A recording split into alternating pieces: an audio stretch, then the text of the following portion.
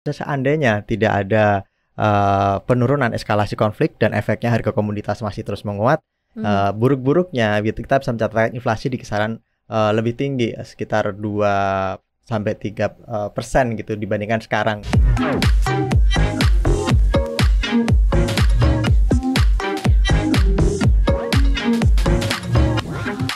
Hai Sobat Cuan, selamat datang di podcast Cuap Cuap Cuan. Apa kabar Sobat Cuan? Semoga selalu sehat ya. Hari ini ada koneksi konten Ekonomi seksi. pasti nggak seksi ya, karena kita akan angkat informasi yang memang lagi seksi-seksinya. Sekarang bareng Wario Katarina dan juga Head of Research CNBC Indonesia Arif Gunawan, Mas Halo. Argun, dan juga ada produser CNBC Indonesia Yuliawan. Halo. Kita akan bahas yang seru banget buat Sobat Cuan. Oke, kita bahas topik yang memang sangat seksi. Ini benar-benar sangat seksi sih, karena kan menyentuh bagian yang terimbas langsung ya, Betul. yaitu adalah kita. Ya kalau misalnya apa-apa naik gitu kan pusing deh, apa-apa naik. Kemarin minyak goreng dilepas dengan mekanisme pasar, harganya naik Langsung ya kan, langsung melambung. Terus Pertamax naik. Terus sekarang ada kajian kalau misalnya harga energi terus melambung, kemungkinan besar juga nanti akan berimbas ke Pertalite naik. Terus ada rencana juga gas melon tuh, tabung gas melon yang 3 kilo yang bener-bener secara hampir rata-rata dipakai sama rumah tangga di Indonesia juga naik. Pusing banget, pandeminya udah kelar sih. Tapi ini kayaknya lebih pusing gak? Tantangan baru sih. Atau karena lo belum jadi bapak rumah tangga jadi menurut lo jadi kayak biasa lo harus berpikir gimana caranya mendapatkan pundi-pundi lebih kalau gini-gini naik. Itu tantangan baru sih. Maksudnya gak ada orang yang nyangka selesai pandemi tiba-tiba sekarang lonjakan komoditas yang ada di depan orang banyak gitu. Jadi ujung-ujungnya inflasi kan. Iya. Ya, tantangan baru banget ini untuk ya semuanya lah, pemerintah hingga masyarakat kecil semua ngerasain dampak dari kenaikan harga komoditas ya, yang kita tahu ada perang segala macam. Efeknya ya merembet. Sekarang mulai kerasa nih ke retail-retail kecil-kecil yang kita nih ibu rumah tangga. Kalau kemarin kan kata para ekonom gitu ya, statement dari para pengusaha pas pertama naik kan katanya nggak terlalu berasa lah, soalnya menengah ke atas yang akan ngeluarin kocek lebih gitu ya. Tapi kayaknya ini sekarang udah enggak deh, kayaknya semua akan merasakan ya Mas Argun. semua merasakan. Karena ya memang harga komoditas dunia itu naik, kemudian efeknya harga bahan baku yang banyak kita konsumsi, mau Anda kelas menengah, kelas atas, terutama BBM nih ya, ini kan juga terimbas langsung. Kalau bicara sekarang, pertama udah naik ya kan, apakah kemudian masyarakat menengah ke atas saja yang kena? Enggak juga gitu, menengah ke bawah bisa juga kena dampaknya. Dampaknya apa? Tiba-tiba ketika dia mau beli Pertalite, udah habis, udah kosong. Nah itu kelangkaan itu yang bahaya. Itu sangat beresiko cukup tinggi ya. Nah sekarang tadi dimention sama Yoli juga inflasi. Emang kita ngomonginnya bahasanya inflasi sih, inflasi ya udah gitu biasa karena memang ada. Tapi ini ada resiko yang besar sebenarnya yang menghantui inflasi ini. Nah mungkin kalau Sobat Cuan perlu tahu apa sih yang kemungkinan nanti bisa terjadi seburuk-buruknya, skenario yang paling buruk gitu kalau memang semua kondisinya ini tidak tertanggulangi. Iya. Kalau bicara inflasi ya, kemarin kami sempat diskusi gitu ya, waktu di TV juga interview, kita perkirakan di tim riset CNBC Indonesia seandainya tidak ada penurunan eskalasi konflik dan efeknya harga komoditas masih terus menguat, buruk-buruknya kita bisa mencatatkan inflasi di kisaran lebih tinggi, sekitar 2-3% gitu dibandingkan sekarang gitu. Jadi sekarang inflasi kita di 1%-an misalnya, ya kalau itu masih bergulir problemnya, kemudian harga komoditas masih tinggi, kita juga tidak memiliki alternatif ya untuk beli gandum dan sebagainya, ya otomatis inflasi akan kena tekanan 2-3% itu pertumbuhannya di tahun ini. Dan apa imbasnya? Well, kalau kita bicara inflasi tinggi, maka daya beli kita akan tertekan. Jadi itu hampir sama buruknya dengan penganggur. Kalau menganggur kan nggak punya kerjaan, nggak bisa beli apapun. Nah kalau inflasi tinggi, Anda mungkin punya pekerjaan, tetapi gaji Anda buat beli bahan pokok kemungkinan ya tidak bisa against inflasi. iya ya kan? gitu. Investasinya juga nggak bisa ngejar inflasinya juga. Itu juga, terutama yang penting itu. Iya sih sebenarnya kalau kita lihat juga sebenarnya ini udah sesuai ekspektasi sih. Kayak bulan Maret ada isu perang, ujung-ujungnya kalau perang itu pasti inflasi. Rantai pasok global akan keganggu. Ya. Apalagi kita kan sekarang udah era globalisasi ya, nggak ada yang negara suatu berdikari sendiri, nggak mungkin. Pasti orang berdagang dengan A, B, C dan seterusnya kan. Indonesia dagangin Rusia, Ukraina dagang dengan dan lain-lain. Ini terhenti, dua ini ada boykot, ada sanksi segala macam, otomatis rantai pasok keganggu ya pastinya inflasi. Nah itu dia maksudnya yang saya mungkin yang bikin mendadak itu perangnya. Cuman setelah udah dicetuskan perang, itu saya yakin sih sebenarnya ekonom, tim riset, para pelaku kebijakan udah pasti tahu ini pasti inflasi. Bakal kemana gitu. Pasti akan inflasi, energi, harga ya mungkin kelihatan dari harga energi yang naik, harga apa? Minyak, harga batu bara. Kalau dasarnya udah naik, ya pasti inflasi. Tinggal gimana kita mengantisipasinya sih kayak gitu sebenarnya. Harga-harga naik, terus kemudian diikuti dengan daya beli yang nggak ada gitu ya. Nggak ikut naik soalnya. Nggak ikut naik karena gajinya gaji kita tetap. Baliknya ke situ ya, gajinya nggak naik, inflasinya bisa di 2-3% tambah besar. Itu bakal cepet akan terjadi atau kalau kita ngobrol ini kan belum lah ya Mas ya, maksudnya belum ada gambaran akan kejadian kapan, atau mungkin udah ada nih gambaran ini bisa terjadi nih kira-kira berapa bulan lagi nih kalau seandainya ini nggak ditanggulangi, harga energinya terus melambung, terus kemudian ya jaring pengamannya dari pemerintah tidak segera langsung digunakan atau tidak segera langsung ada, bisa kehitung ini nggak sih akan terjadi setahun lagi gitu? Pasti gradual, karena kan setiap pemerintah berusaha memberikan cushion kebijakan yang jadi bantalan. Jadi misalkan pada awal-awal sekarang ini kayak kita sempat perkirakan itu kan Pertalite kemungkinan akan menguat juga, harganya akan dinaikkan. Tetapi saat ini kan masih dijaga dulu gitu. Pemerintah mengumumkan masih akan dijaga. Karena ya tuh mereka masih memiliki cadangan, cushion, bantalan, entah dari kompensasi ke Pertamina belum semuanya diberikan misalnya untuk menutup itu. Tetapi pada akhirnya akan jebol juga gitu. Karena kalau sekarang aja kita bicara misalnya contoh ya Pertalite itu kan tadi saya catat nih, kita itu kuotanya cuman Februari contohnya 4,2 juta kiloliter gitu. Udah itu yang diserap. Sementara kuotanya cuman 1,98, artinya udah naik hampir 2 kali lipat. Maret juga sama saya pikir, dan April ya kita mungkin akan melihat kenaikan lebih lanjut karena masyarakatnya kan bergerak berdasarkan insting. Kalau memang kita konsumsi BBM nih, biasanya konsumsi Pertamax-nya harganya naik, sementara ada alternatif lain Pertalite yang lebih murah ya, dan tidak berimbas apapun misalnya ke mesin dan sebagainya, ya orang akan dengan mudah berpindah. Dan kalau itu terjadi, ya otomatis akan itu di kelangkaan atau Pertamina dipaksa untuk memberikan kuota lebih tinggi di Pertalite, dan itu yaitu alternatifnya APBN yang jebol atau kantong kita yang disuruh jebol apa pemerintah gitu. Nah kan Pak Jokowi kan juga bolak-balik menstatementkan sebenarnya Pak Jokowi juga udah punya rasa itu gitu ya, bahwa kenaikan inflasi kemudian lonjakan harga komoditas pangan membuat pemerintah nih harus menaikkan sejumlah harga gitu ya, termasuk di dalamnya adalah BBM. Tetapi pemerintah presiden mengatakan katanya kalau mau bikin kebijakan diambil harus tepat dan punya sense of crisis. Nah ini kan poin yang paling penting sebenarnya kan, kalau misal tadi mengacu kepada entah APBN-nya atau kantong kita, nah sense of crisis yang kemana yang harus ditaruh nih sama pemerintah? Iya itu. Ya kalau saya sih lihatnya ini pasti dilema ya. Iya kan? Dilema ya, kalau kita nanya pemerintah pasti jawabannya kita harus mau nggak mau kayak PPN naik, mau nggak mau karena kita udah berdarah-darah APBN-nya karena pandemi kan, banyak ngeluarin, tetapi kita pemerintah juga ngasih stimulus juga, pajak, otomatis pendapatannya nggak sesuai kan. Defisit APBN udah luar biasa. Sedangkan targetnya sesuai undang-undang 2024 ya di bawah 3% ya, kalau salah targetnya. Nah, kena kita ujung-ujungnya kita yang kena. Nah itu gimana buat nutupin defisit APBN dari PDB itu yang 3% di tahun 2024, kalau enggak dengan ya mungkin salah satunya PPN. Mungkin nggak tuh efektif apa enggaknya. Ada beberapa yang bilang cuma 41 triliun dapatnya kan kalau kita naikin PPN jadi 11%. Terus ada juga katanya ada juga yang format hapusin aja tax holiday beberapa perusahaan-perusahaan besar, kemudian diambil ininya itu bisa kok nutupin gitu. Pak Faisal Basri loh yang bilang. Pos-posnya sih lebih kreatif, dapat pos-posin lebih pajak kreatif katanya. Ini lah harus lebih konkret, get down to the earth lah. Maksudnya kalau pengen sense of crisis ya pemerintah, ya oke lah kita disuruh mengeluarkan kocek lebih banyak untuk menutupi kebutuhan sehari-hari. Tapi di sisi lain juga pemerintah mestinya mulai menghapuskan proyek Menara Gading itu nanti dulu. Ya langsung aja IKN memang penting. Iya, penting untuk tanda tangan nanti di situ diresmikan oleh biar pada tahu ya.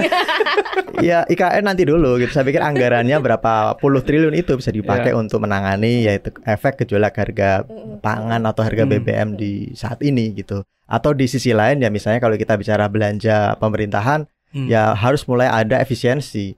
Gitu. Sekarang ini kan udah nggak ada lagi rapat-rapat di hotel-hotel gitu. Tapi pemerintah mulai ingin menjalankan lagi karena ingin memberikan stimulasi ke industri perhotelan gitu ya. Tapi di sisi lain ya kalau misalnya alokasi anggarannya memang diperlukan lebih urgen, lebih krisisnya ini ada di pangan misalnya, ya kenapa tidak dialihkan ke sana dulu gitu. Jadi sense of crisis ini Pak Jokowi juga harus melihat ke pemerintahan juga gitu. Termasuk ke ambisi beliau, IKN masih dijalankan perlu nggak sih gitu. Krisisnya di mana gitu. Wah, PR-nya berat nih. Kalau lo gimana sih yo melihatnya begitu kondisi seperti ini? Kalau gue kan based on awam lah ya, ibu rumah tangga, pasti kan nanti ujung-ujungnya menghitung kantong-kantong, terus kemudian muter otak lagi ketika semua naik. Karena walaupun cuman katanya BBM naik, tuh side effect naiknya kemana-mana loh. Ke bahan pangan yang naik gitu. Betul. Nanti tiba-tiba ke biaya buat masuk sekolah tahu-tahu naik, nggak tahu semuanya ikut naik aja gitu. Kalau gue ngelihatnya kayak sejalan sih. Waktu itu gue nonton yang Bu Sri Mulyani yang ngobrol sama Pak CT, menarik tuh. Iya. Mungkin ada beberapa pos yang harus kita korbankan, dia bilang. Contoh PPN gitu. Oke lah kita naikin, tapi itu sebagai modal untuk bantalan sosial baru. Jadi akan dikembalikan lagi ke masyarakat. Karena mau nggak mau lewat mana lagi pemerintah kalau nggak naikin salah satu pos itu. Cuman yang saya sayangkan ya benar waktu itu Pak Faisal Basri bilang, banyak loh pos-pos yang bisa kita ambil pajaknya tapi belum tersentuh gitu. Contoh misalnya bea keluar minerba kan kita harga minerba wah luar biasa loh. Kemarin aja harga batu bara masih di atas $200 kan per ton.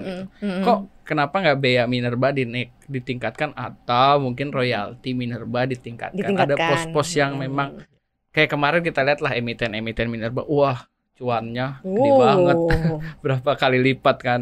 Berarti harusnya nggak jadi terlalu masalah dong kalau mereka atau sektor-sektor yang dapat berkah durian runtuh nih dari lonjakan harga komoditas ini bisa ayolah mereka sedikit ikut tanggung renteng lah gitu kan. Ya, sense of crisis tadi tuh.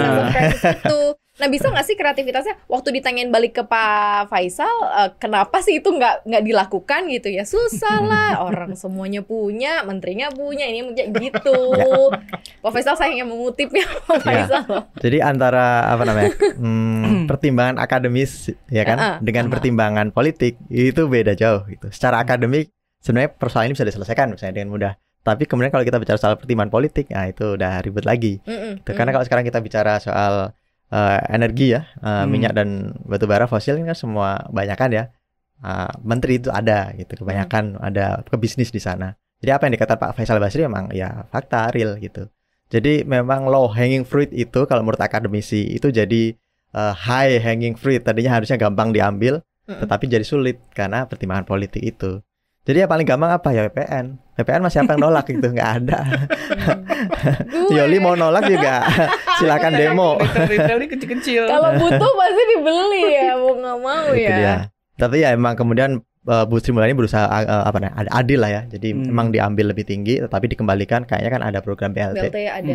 Ya itu. Tetapi untuk kita sobat cuan nih, misalnya nggak dapat BLT, ya tetap saja kita dapat bebannya. Dan sekarang harus lebih pintar memutar otak. Kalau Anda investasi ya cari investasi yang bisa melibas kenaikan inflasi itu. 2-3% harus lebih tinggi. 2-3%, wah, di mana ya? Di saham-saham tambang. Itu dia. Bisa jadi kali ya. Bisa jadi gak sih kenaikannya ke sana? Berarti kalau sekarang akan tetap menjadi isu. Katanya kalau inflasi bisa ke stagflasi juga ya. Kan kalau menuju ke stagflasi atau seperti apa sih Mas? Karena ini juga banyak kekhawatiran juga menuju ke sana. Apa akan ke sana gitu. Karena beberapa juga tim riset waktu itu kita ngobrol-ngobrol sama tim riset CNBC Indonesia juga mention itu berkali-kali. Ya, stagflasi itu bisa terjadi kalau inflasinya udah double digit gitu ya, tinggi banget. Kemudian angka pengangguran ternyata nggak turun, bahkan meningkat. Jadi kalau teorinya itu kan angka pengangguran akan turun seandainya pertumbuhan ekonomi meningkat, lapangan pekerjaan terbuka dan pertumbuhan ekonomi meningkat, ya oke lah inflasinya tinggi nggak apa-apa gitu. Tapi kalau kemudian inflasi tinggi yang diasumsikan karena ada aktivitas ekspansi di ekonomi ya kan, yang membuka lapangan kerja itu harusnya itu terjadi nih inflasi tinggi, tetapi lapangan kerjanya nggak buka, itu berarti ada yang stuck di situ, ada yang salah, stagnan, lapangan kerjanya mungkin bahkan turun, sementara inflasinya naiknya tinggi banget.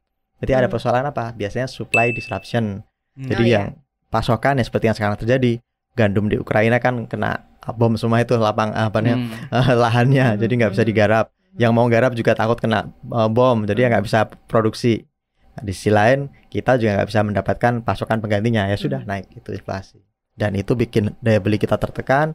Sementara ya ketika daya beli tertekan, bahan baku meningkat, apalagi kalau kita bicara BBM tadi itu, semua aktivitas industri pasti terimbas gitu. Jadi BBM naik berapa, dia akan ikut efeknya juga ada kenaikan karena ngangkut barang kan pakai BBM. Kecuali semua mobil box sekarang pakai listrik misalnya. Nah, itu baru aman nih. BBM dinaikkan mau 10-30%, dunia usaha santai-santai saja gitu. Tapi sekarang kan enggak. Karena sekarang enggak. Jadi kalau BBM naik, ya ongkos produksi akan meningkat. Kalau ongkos produksi meningkat sementara pasarnya masih tertekan seperti sekarang, belum pulih, ya pilihannya gimana? Ya pangkas karyawan, efisiensi di dalam. Pangkas karyawan artinya apa? Ya lapangan kerja turun, memburuk. Ya itu tadi stagflasi yang terjadi. Tapi kira inflasinya memang belum tinggi. Cuman ya lapangan kerjanya juga sekarang kemarin nih pengangguran membaik ya. Tapi tidak tahu, kita belum tahu efek perang Ukraina ini seperti apa. Gitu. Tapi menurut lo sebenarnya menurut Mas Argun, menurut Yoli, apakah keputusan yang diambil pemerintah ini sudah tepat? Apakah memang benar-benar Indonesia ini sudah full recovery after pandemi atau belum sih gitu? Kenapa kok langsung ada kebijakan yang kayaknya langsung dibenturin lagi gitu? Bener-bener nggak sih kita sebenarnya sudah sehat, bener-bener udah keluar dari pandemi? Bener nggak sih perekonomian sudah bergeliat as normal itu sehingga langsung ada berbagai macam kebijakan yang langsung PPM naik dari 10% ke 11% gitu? Langsung ini bar gitu. Gimana sih Mas? Dan pasti ada pertimbangan sebenarnya pemerintah kenapa akhirnya harus mengambil jalan ini. Iya, jadi kenaikan PPN, kemudian juga kan pemerintah mengatur ulang kebijakan perpajakan ya, termasuk tax holiday. Itu dulu disiapkan dengan asumsi bahwa pandemi sudah pulih tahun 2022 ya kan. Sekarang pandemi sudah pulih, maka asumsi mereka oke gitu, sesuai. Jadi jalan terus ini. Tapi yang tidak diperkirakan adalah tiba-tiba ada perang Rusia-Ukraina ini. Nah, inilah yang membuat kondisinya jadi berubah. Tadi ketika diasumsikan bahwa pertumbuhan akan mendapatkan momentum pemulihan, maka perusahaan gede akan berinvestasi dan biar mereka tertarik, termasuk karena kita nanti saingan nih sama Vietnam, Singapura dan kawan-kawan, maka tax holiday dikasih gitu. Tapi sayangnya kondisinya nggak seperti itu gitu. Jadi sekarang asumsinya sudah tumbuh kembali, masyarakatnya masih tertekan karena kenaikan harga pangan. Sementara investasi ya juga itu tadi sekarang pada jaga-jaga dulu, nunggu keadaan. Orang-orang pasti wait and see kalau mau spending gede gitu tahun ini. Betul. Berarti ujung-ujungnya nanti kerapat pertumbuhan ekonomi dong, nggak akan sesuai dengan apa yang diharapkan juga ya? Iya betul banget. Karena kan ya itu dia, dadakan itu perang. Kita nggak ada yang tahu, nggak ada yang ekspektasi kalau akan ada serangan Rusia ke Ukraina, kita nggak tahu. Sebenarnya ada satu nih yang saya takutkan. Misalnya ini terus berlangsung lama, terus normalisasi kebijakan moneter atau suku bunga yang udah mulai normal. Itu gimana tuh? Soalnya mau nggak mau kan, inflasi tinggi salah satunya moneter ya naikin suku bunga. Nah, suku bunga naik, kalau demand-nya nggak ada, demand masyarakat nggak ada, terus perusahaan gimana bayar? Iya, PPN naik, KPR juga naik. Aduh. Nah itu dia. Itu gimana tuh, Mas? Normalisasi ini juga dijalankan dengan asumsi yang sama seperti pemerintah ini saat ini. Dan ini nggak semua sih, nggak cuma Indonesia aja. Asumsi tidak ada perang berarti Mas ya? Iya, asumsinya semuanya nggak ada perang, bahwa tahun ini pemulihan. Tetapi ada perang yang terjadi. Dan sayangnya, nih saya bilang sayangnya, pemerintah kita, pemerintah Amerika, pemerintah Eropa itu masih mempertahankan asumsi awal bahwa perang ini tidak akan berdampak banyak. Mereka masih ngasih sanksi-sanksi ke Rusia, pede bahwa sanksi itu tidak akan menekan global growth, pertumbuhan ekonomi global. Padahal sekarang indikasinya udah kelihatan gitu kan. Kenaikan harga pangan itu akan menekan ya growth juga di semua negara gitu. Jadi harusnya sikap PD tadinya itu yang dipertahankan bahwa nanti ada pemulihan pada tahun 2022 itu harus diubah. Bahwa kita akan menghadapi krisis lagi nih. Krisis apa? Krisis karena perang. Dan apakah perang ini akan segera usai? Saya kok nggak yakin. Karena ini perang proksi. Dan namanya perang proksi, saudara-saudara.